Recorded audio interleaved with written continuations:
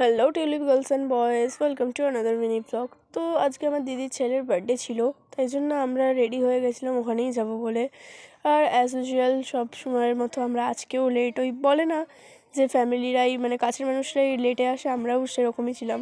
তো আমি আর আমার দিদি এখানে দুজন মিলে শ্যুট করছিলাম, কারণ সবাই আমাদেরকে ছেড়ে চলে গেছে, আমরা এতটাই লেট করেছি। এবার ঢুকেই অনেক রকমের ডেকোরেশন ছিল, সব কিছু আমরা তুলতে পারিনি কারণ ঘরে প্রচুর ভিড় ছিল।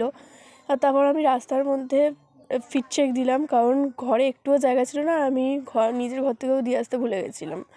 তো যাই হোক, এখানে সবাই বসেছিল, এখানে অনেক বাইরের লোকরা ছিল, তাই জন্য বেশি ভিডিও করতে পারলাম না।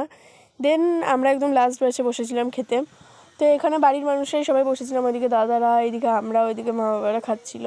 তো এখানে দিদি বলছে দিদিকে ভালো করে দেখাতে। তো যাই হোক, তারপর খাওয়া দাওয়া হয়ে যাওয়ার পর আমরা বাইরে বসে সবাই মিলে একটু গল্প টল্প করছিলাম।